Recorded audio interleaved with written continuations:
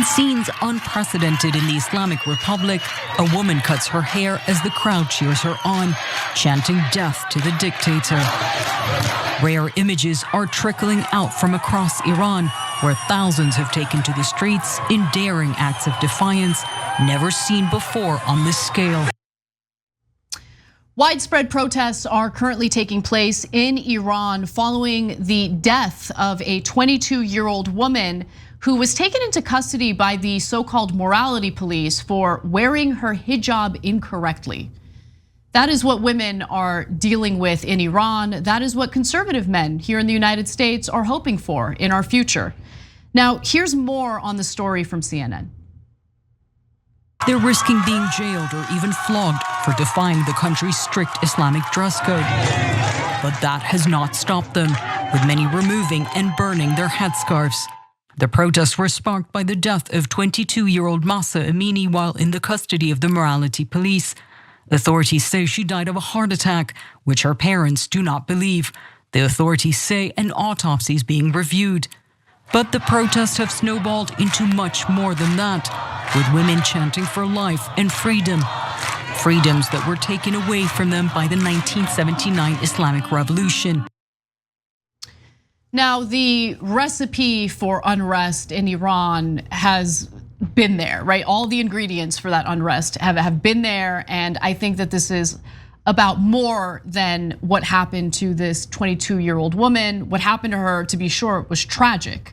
But it's when you see unrest like this, often the story that's being reported might be what triggered the unrest. But there's a lot going on behind the scenes, and I do want to discuss that in just a moment.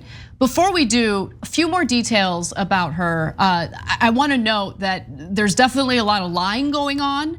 I do think, I'm obviously speculating that there was some foul play here. The idea of a 22-year-old woman suffering from a heart attack is ridiculous to me, especially a woman who appeared to be healthy with no issues. Official sources now say a total of 7 people have been killed since protests erupted on Saturday over the death of Amini, the 22-year-old from Iranian Kurdistan, who died last week after being arrested in Tehran for unsuitable attire. However, reports from Kurdish rights groups say that the death toll is actually far larger. It said that 3 protesters were killed on Tuesday by security forces in or near Kurdish areas where the unrest has been particularly intense and deadly. And just to give you some details on what Amini's family is saying, father's not buying that she suffered from a heart attack and that there was no foul play. Amini fell into a coma and died while waiting with other women held by the morality police who enforce strict rules in the Islamic Republic requiring women to cover their hair and wear loose-fitting clothes in public. Her father said she had no health problems and that she suffered bruises to her legs in custody and holds the police responsible for her death. The police have denied harming her. The international community has called for a third independent party to investigate the matter. It's a mess, and I think it's worth discussing the US's role in the mess. It is important to talk about that because the religious leaders in that country would not exist had it not been for the United States orchestrating a coup in that country. So we're definitely partly responsible. We're also responsible in implementing crippling economic sanctions, which I'm sure is adding fuel to the fire. It's leading to the unrest, and that was the design. That was by design. John, what are your thoughts? Yeah, so my first thought is you're like referencing history. Chill it with the CRT, please. Your woke international politics approach to things. I'm joking, but of course that is what conservatives mean when they talk about that. Do not know things and apply the things you know. A greater, broader understanding of what's going on to what's happening now. Pretend that everything began yesterday. There's no context. Nobody's responsible for anything. I love that you pointed out that the conditions were already there. Of course, I'm not inclined to believe what the cops say here. I'm certainly not inclined to believe what the cops say there. But even if what they were saying is true, they're a morality police. They haul in women for wearing attire that old pervy men don't think is acceptable. So even if she didn't die due to what they did, which she almost certainly did, it wouldn't matter. It reminds me of when George Floyd died. So many right-wing commentators then, and still Tucker Carlson like last week, think that if they can convince enough people that George Floyd died of a drug overdose, well, then everything was illegitimate. I guess we're cool if he wasn't killed by a cop. No, the police brutality was a systemic problem. He was an instance of it. The bizarre conservative religious stranglehold that they have, especially over women in that country, is a problem regardless of whether she had a heart attack or was more likely killed by cops. And to see people in the streets night after night after night, despite hundreds being hauled away and people being killed. I had read 7 people killed. I saw a photo of what was supposedly like a 14-year-old who had been killed today. The fact that there's still like protesters die, the next day protesters go back out. Protesters die, the next day they go back out.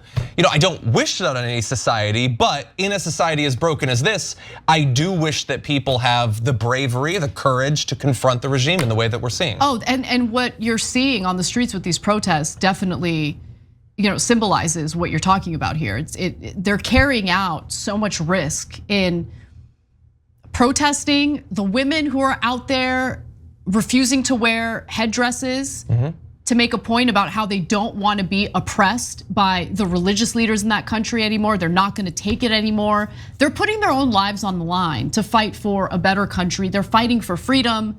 And I mean, it's so devastating to hear about all these young women and girls who are suffering the consequences they're suffering as a result of, this religious regime in Iran.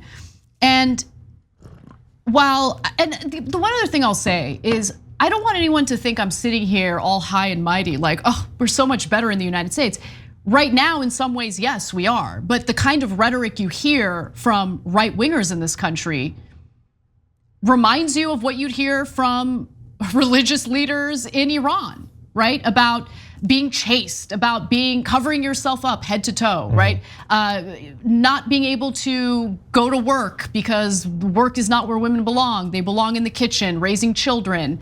I mean, many of the states in this country have just outright banned abortion at this point.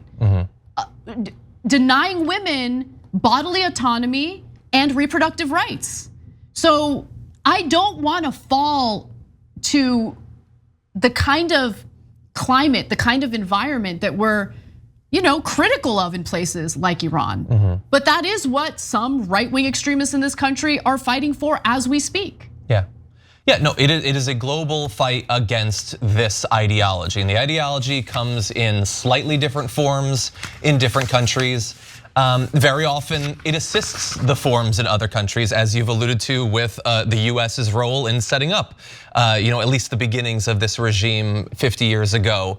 And that's what we need to fight against. And there's a lot of solidarity that needs to be had across a lot of different issues. Some of them explicitly economic, some of them more social. And so long as there is a person who does not have freedom and a person who can't choose what they put on their head does not have freedom in a very fundamental way, then we need to support each other. Yeah, I totally agree with you on that. All right, well, that was a very serious story. I'm happy we covered it, especially since Iran does not want anyone to pay attention to or cover that story. They've actually blocked the internet and social media, so videos like the ones that we just saw won't get out there. So much love and solidarity to all the people fighting in Iran for a better future.